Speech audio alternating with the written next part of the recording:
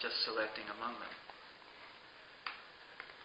As these terms apply to your hypothesis, what do you mean by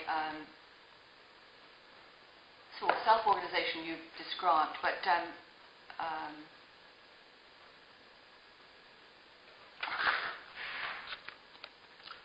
you had brought in self-assembly and the distinction between... Many scientists say the terms self-organization and self-assembly are interchangeable. Some say the snowflake forms by self-organization. You call the snowflake formation process self-assembly. Some scientists describe the self-assembly of the hydra, for instance.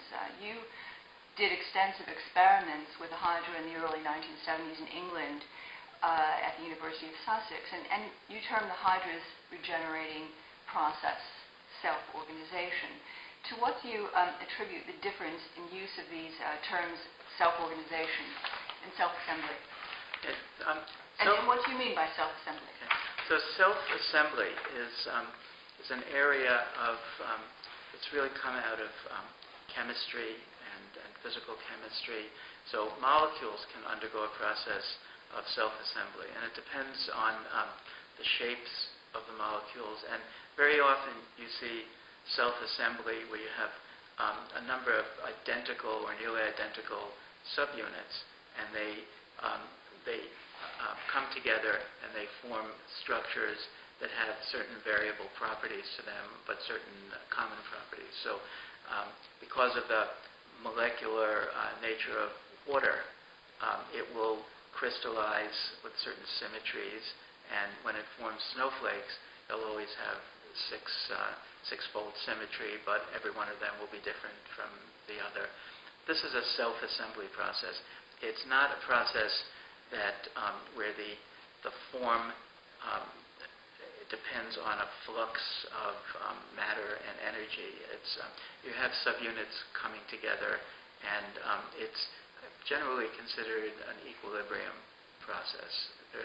Some of self-assembly processes utilize some energy, but by and large, self-assembly is reserved for the equilibrium processes, and you get static structures. So a snowflake, as long as you just keep it cold, it'll stay there. It doesn't require a constant input of molecules and an expulsion of molecules.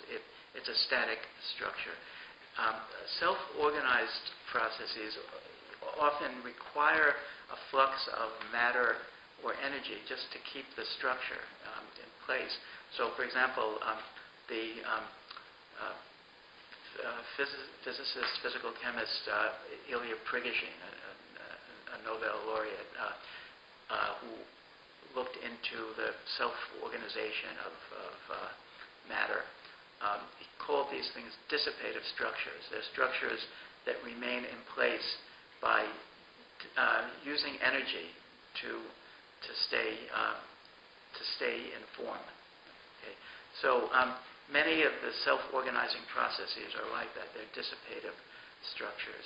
And when I talked about this process of generating the vertebral column, it uses chemical oscillations. It uses oscillations of molecules inside the cell.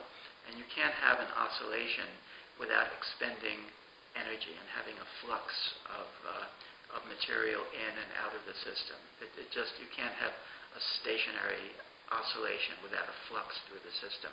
So in that sense, it's a non-equilibrium system, but it generates, eventually it could generate static forms if the forms get frozen into place.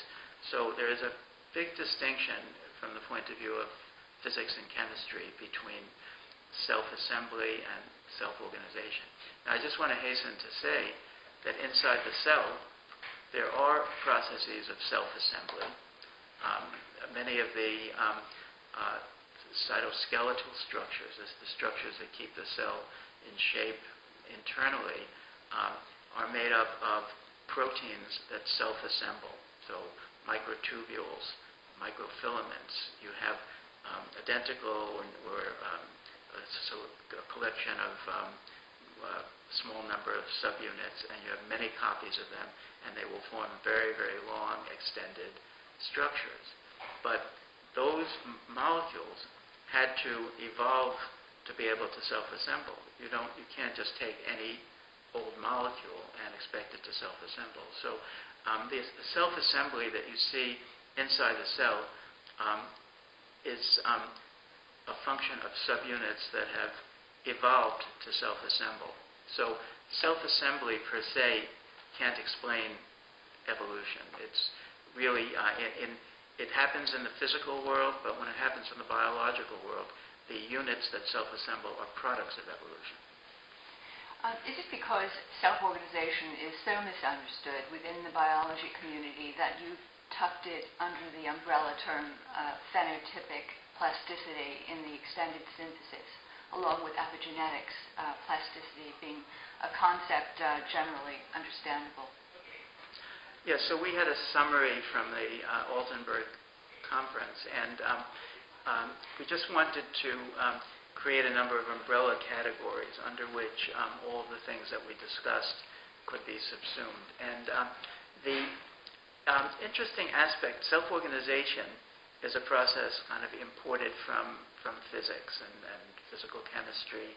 And its biological implication is that if you have an organism with a certain genotype, then because of self-organizing processes, which are subject to perturbation from the environment and so on, you can get different outcomes with the same genotype. So from the point of view of evolutionary theory, that is plasticity. That is the ability to make different forms from the same genome.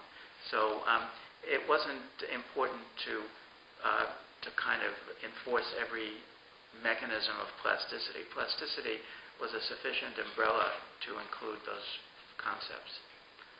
Why do you suppose the mainstream media stonewalls coverage of self-organization when the National Science Foundation supports the investigation, including your own?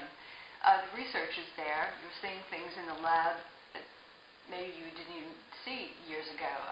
So self-organization is real. Why the media gag?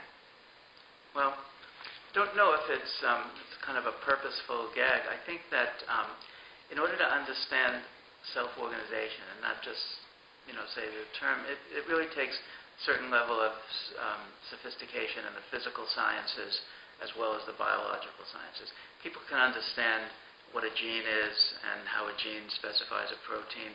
Those ideas are easy to explain to the public. Ideas of self-organization are much more difficult to explain. And I just feel that the people kind of in charge of disseminating information don't understand the concept. It's even just the way many physicists don't understand biological concepts, many biologists don't understand these physical concepts. So there's kind of a two-culture or even more culture problem in theories that are relevant to evolutionary biology. So I think it's a matter of just kind of people not understanding the concepts well enough. To what do you attribute the reluctance to distribute literature about self-organization by organizations like the National Center for Science Education, which advises schools in America on what textbooks are suitable? I think that there is a challenge that self-organization and plasticity in general presents to Darwinian theory. Because Darwinian theory is basically a theory of incremental change. And if you are confronted with a very complex structure,